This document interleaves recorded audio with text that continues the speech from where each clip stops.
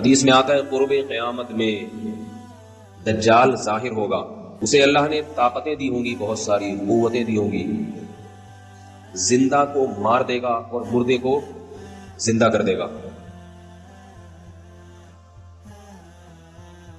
اور وہ یہودیوں کی مدد کے لیے آئے گا۔ کس کی مدد کے لیے؟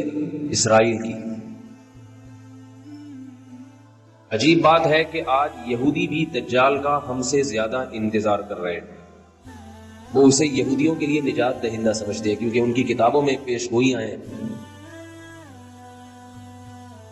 اس سے محمد صلی اللہ علیہ وسلم کی صداقت کا بھی پتہ چلتا ہے کہ آپ صلی اللہ علیہ وسلم کی پیش گوئیاں ایسی پیش گوئیاں بھی ہیں جن کو غیر مسلم بھی تسلیم کرتے ہیں۔ اللہ نے پیغمبروں کو، پچھلے پیغمبروں کو اس کا وقت نہیں بتایا تھا کہ وہ کب ظاہر ہوگا، اس لیے حدیث میں آتا ہر پیغمبر نے اپنی امت کو اس سے ڈرایا ہے، اس کے فتنے سے بچنے کا حکم دیا ہے۔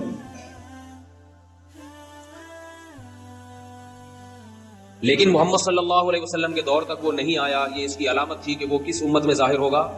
محمد صلی اللہ علیہ وسلم کی امت میں۔ اس کا فتنہ ہوگا کیا؟ وہ ایسے طاقت اور قوت کے کرشمے دکھا کر اپنے خدا ہونے کا دعویٰ کرے گا۔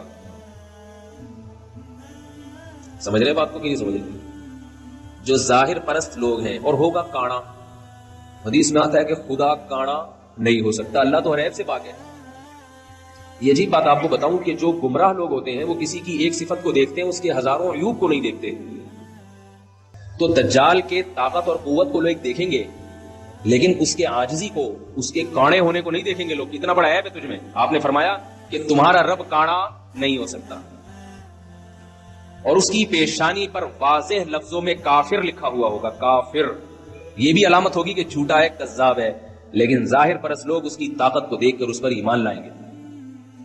حدیث میں آتا ہے اس کے ایک طرف آگ ہوگی اور ایک طرف باغ ہوگا، جو اس پر ایمان لائے گا اس کو باغ میں داخل کرے گا، اور جو ایمان نہیں لائے گا اس کو آگ میں پھینک دے گا۔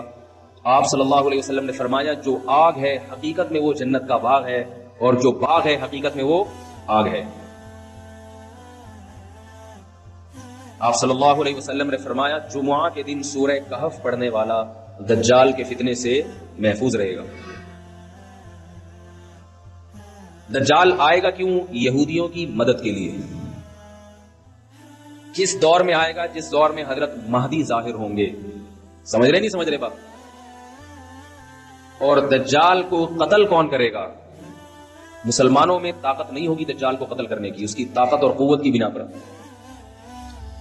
آپ صلی اللہ علیہ وسلم نے فرمایا، روایات میں آتا ہے عصر کی نماز کا وقت ہوگا، حضرت مہدی شام میں، جہاں آج بڑی لڑائیاں ہو رہی ہیں، اللہ تعالیٰ مسلمانوں کی مدد فرمائے، شام کی مسجد میں دمشق میں حضرت عیسیٰ، حضرت امام مہدی وہ امامت کے لیے عصر کی نماز میں کھڑے ہوں گے مصلی پر۔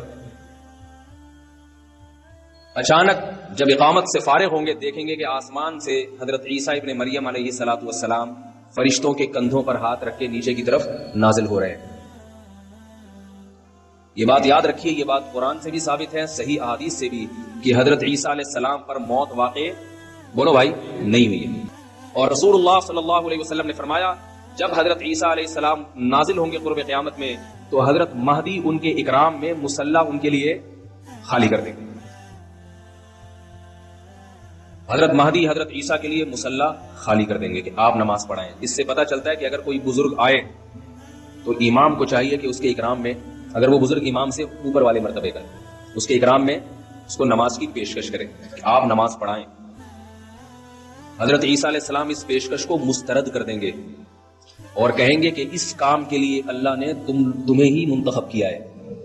کیوں؟ اس لیے کہ حضرت عیسیٰ اگر امامت کر لیتے تو یہ اس کی علامت ہوتی کہ محمد صلی اللہ علیہ وسلم کی بجائے اب حضرت عیسیٰ علیہ السلام اس امت کے نائب ہیں۔ اس میں اشارہ کر دیا کہ نہیں، اس امت کے امام اب بھی محمد صلی اللہ علیہ وسلم ہی ہے، اور انہی کے امتی ہی امامت کریں گے۔ بتا دیں گے میں امامت کرنے کے لیے نہیں آیا، پھر کیوں آئے بھائی؟ کیوں آئے؟ یہودیت سے انتقام لینے کے لیے۔ سمجھ رہے ہیں بات کو؟ اور اس امت کو اللہ نے جو کام دیا ہے لِيُظْهِرَهُ عَلَى الدِّينِ كُلِّهِ، کہ یہ دین تمام ادیان پہ غالب آ جائے، اسلام کی حکومت پوری دنیا پہ قائم ہو جائے، اس دین کی تکمیل میں چونکہ سب سے بڑی رکاوٹ یہودی ہے، لہذا اس یہودی کے خلاف علم جہاد بلند کرنے کے لیے یہ پیشگوئیاں محمد صلی اللہ علیہ وسلم 1400 سال پہلے کر رہے ہیں. اور آج اگر دنیا کے حالات دیکھیں، آپ دنیا کے حالات دیکھیں تو آج زمینی حقائق بتا رہے ہیں کہ اسلام کا سب سے بڑا دشمن کون ہے؟ اسرائیل ہے، جو امریکہ کو استعمال کر رہا ہے اپنے مفاد میں، برطانیہ اور امریکہ کو، اور امریکہ اسرائیل کے مفاد میں استعمال ہو کے اپنے آپ کو بھی برباد کرتے چلے جا رہے ہیں. یہ نہیں دیکھ رہے کہ ہمیں اس سے کیا نقصان ہو رہا ہے. حضرت عیسیٰ علیہ السلام نازل ہونے کے بعد محمد صلی اللہ علیہ وسلم نے ارشاد فرمایا عصابتان من امتی احرزهم اللہ من النار، عصابت تغزو الہند وعصابت تغزو مع عیسی ابن مریم. میں سوچتا ہوں کیسے مبارک لوگ ہوں گے جن کو نبی کی زیارت نصیب ہوگی، حضرت عیسیٰ ابن مریم علیہ الصلوۃ والسلام. کاش اللہ ہمیں بھی ان لوگوں میں شامل کر لے اور ایسے کاموں کی توفیق عطا فرمائے جس سے ان لوگوں میں شمولیت ہمارے لیے آسان ہو جائے. فرمائے میری امت کے 2 گروہ ایسے ہیں جن پر اللہ نے جہنم کو حرام کر دیا ہے. ایک وہ گروہ جو ہندوستان پر حملہ کرے گا جیسے محمد بن قاسم نے کیا، اور دوسرا وہ گروہ جو عیسیٰ ابن مریم کے ساتھ مل کر قتال کرے گا. جہاد کے مخالف لوگوں کو اپنے نظریے پر غور کرنا چاہیے. ایسا نہ ہو جہاد کی مخالفت آپ کو اندھا کر دے اور آپ اسلامی تعلیمات سے پیچھے ہٹ جائیں. اللہ نے جو کچھ جہاد سے محبت کرنے والوں کے لیے، جو کچھ اللہ نے اس دنیا میں اور آخرت میں رکھا ہے، وہ مخالفت کرنے والوں کے لیے نہیں رکھا. حضرت عیسیٰ علیہ السلام نازل ہو کر جہاد کریں گے اور حدیث میں آتا ہے کہ دجال کو قتل کریں گے. یہی وہ دور ہوگا جس میں یاجوج ماجوج ایک مخلوق ہے جس کا قرآن مجید میں تذکرہ ہے. بہت بڑی مخلوق ہے، بہت کثرت سے ہے. کسی وادی میں ان کو بند کیا تھا حضرت ذوالقرنین نے. حضرت ذوالقرنین نے سیسا پلائی ہوئی دیواریں کھڑی کر کے یاجوج اور ماجوج کو وادیوں میں بند کر دیا. وہ وادیاں کہاں ہیں اس کا ہمیں نہیں، کوئی کہتے ہیں چین میں، کوئی کہتے ہیں دیواریں چین کے پیچھے، کوئی کہتے ہیں کہاں ہیں، ہمیں نہیں پتا کہاں ہیں. یہ سوال ہی فضول ہے کہاں ہے. اللہ نے جہاں کرنا تھا وہاں کر دیا.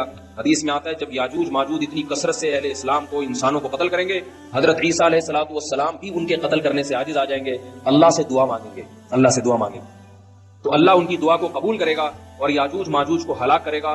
اتنے کثرت سے ہلاک ہوں گے کہ زمین انسانی لاشوں کے تعفن سے بدبودار ہو جائے گی. اللہ آسمان سے بارشیں برسائیں گے اور ان کی لاشوں کو بہا کے سمندروں میں، دریاؤں میں پھینک دیں گے، جس سے زمین پاک صاف ہو جائے گی اور پھر اسلام کی مخالفت کرنے والا اس روئے زمین پر کوئی بھی نہیں بچے گا.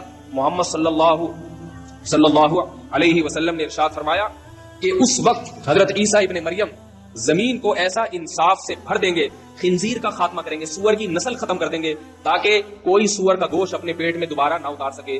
جو مسلمان یورپ میں رہتے ہیں اور وہ کہتے ہیں ہم سے خوراک ہمیں یہاں ملتا ہی سور کا گوشت ہے اور سور کے گوشت کے کوفتے بنا بنا کے کھا رہے ہیں، ان کو میں یہ اللہ کا واسطہ دے کے کہتا ہوں کہ دیکھو سور کتنی گندی اور اتنی ناپاک چیز ہے کہ اللہ نے اس کی نسل کے خاتمے کے لیے ایک پیغمبر کا انتخاب کیا کہ اس کی نسل ختم کر دے. وہ اگر اس کے کھانے کی کچھ بھی گنجائش ہوتی تو حضرت عیسیٰ کی ذمہ داریوں میں سے یہ ذمہ داری نہ ہوتی کہ سور کی نسل کا خاتمہ کر دیں گے.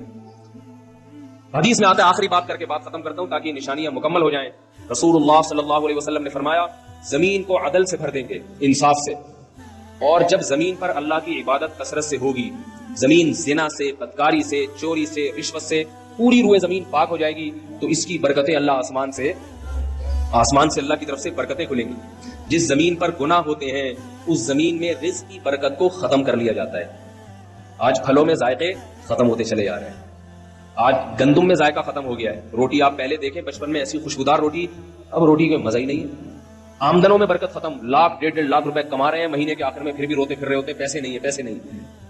تو محمد صلی اللہ علیہ وسلم نے فرمایا جب زمین میں تقویٰ ہوگا اور اللہ کی عبادت ہوگی تو اللہ اپنی برکتیں کھول دیں گے. آسمان سے ایسا برکت والا پانی برسے گا، ایسی بارشیں ہوں گی زمین میں کہ آپ نے 2 مثالیں دی، ایک انگور کی اور ایک انار کی. فرمایا انگور اتنے بڑے بڑے پیدا ہوں گے کہ ایک انگور کے دانے کو نچوڑ کے کئی لوگ گلاس بھر بھر کے سیراب ہو جائیں گے اس سے، اتنے بڑے بڑے انگور پیدا ہوں گے. اور فرمایا انار اتنے بڑے بڑے پیدا ہوں گے کہ انار کے چھلکے کو لوگ سائبان کے طور پہ استعمال کریں گے. انار کا چھلکا باقاعدہ چھتریوں کی طرح بڑا ہوگا. انار کتنا بڑا ہوگا، اس کے دانے کتنے بڑے بڑے. یہ اللہ کی طرف سے انسانوں پہ رزق برسے گا. کیوں برسے گا؟ کہ انسان تقوی والی زندگی پر اور حلال والی زندگی پر آ جائے. یہ کام تو میرے بھائی حضرت عیسیٰ کے زمانے میں ہوگا اور انشاءاللہ ہو کے رہے گا. تو اللہ تعالیٰ ہمیں ان خوش نصیبوں میں شامل کرے جو حضرت عیسیٰ ابن مریم کی زیارت کریں گے اور ان کے ساتھ مل کر لڑیں گے، اور اگر بالفرض یہ ہماری زندگی میں مقدر نہیں ہے تو اللہ ہمیں وہ کام کرنے کی توفیق عطا فرمائے جس کام کی تکمیل اللہ حضرت عیسیٰ کے ذریعے کریں گے، ان کاموں کی توفیق عطا فرمائے، تقوی اور طہارت والی زندگی کی اللہ ہمیں توفیق عطا فرمائے تاکہ ہمارے رزق میں بھی برکت ہو۔